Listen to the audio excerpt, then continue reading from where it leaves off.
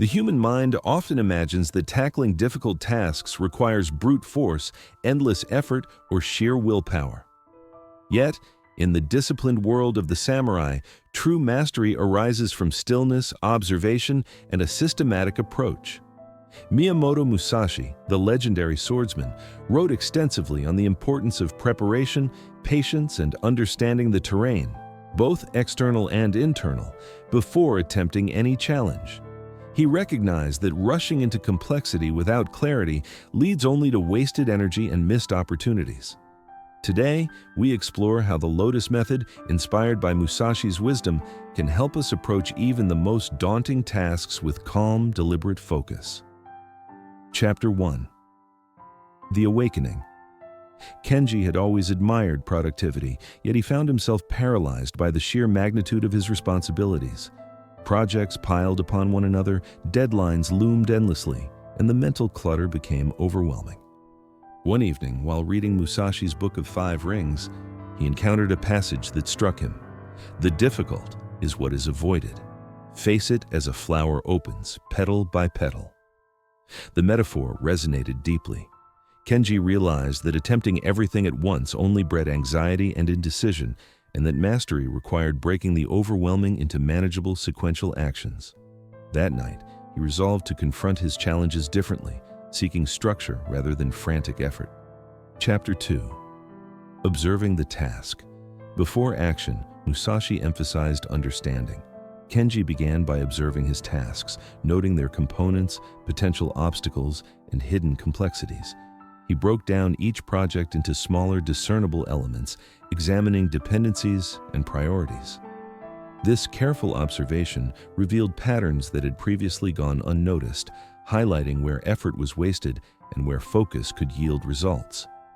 By mapping the structure of his responsibilities, Kenji developed clarity, discovering that comprehension precedes action and preparation shapes both efficiency and effectiveness.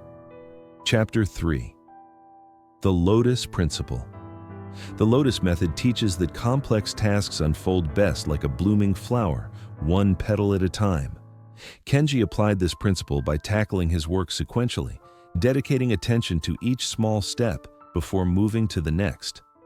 Musashi wrote that precision in small actions accumulates into mastery over larger outcomes. Each deliberate step built momentum, transforming what once seemed insurmountable into a series of achievable, meaningful actions.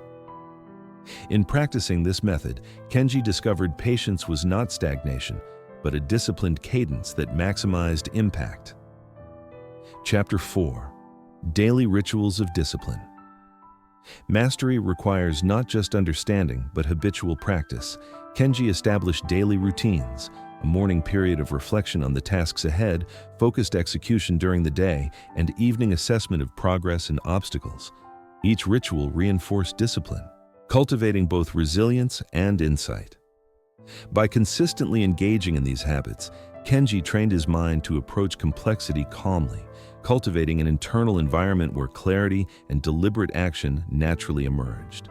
The samurai understood that daily refinement, however small, shapes both skill and character. Chapter 5. Observing the Mind. Even with structure, Kenji encountered internal resistance, doubt, fear of failure, and impatience. Musashi emphasized that the warrior must first conquer the mind before the task itself. Kenji practiced mindful observation, noticing thoughts that undermined focus without judgment or reaction. By observing internal patterns, he gained awareness of distractions and impulses, learning to act from presence rather than compulsion. This inner mastery transformed his approach, allowing each task to be met with calm attention and strategic effort. Chapter 6. Intentional Execution. With the path clear and the mind disciplined, Kenji approached each task with intention. Every action was measured for relevance, efficiency, and impact, guided by the principle that the correct process is more important than hurried effort. Musashi's philosophy taught that victory comes not from doing more, but from doing what matters most with precision and presence. Kenji's work flowed naturally, each small step aligned with a broader vision, demonstrating that mastery arises when deliberate thought governs action. Chapter 7. Resisting distraction. External pressures, unexpected complications, and internal urges threatened to break Kenji's rhythm. Yet, the structured approach he had cultivated acted as a stabilizing force.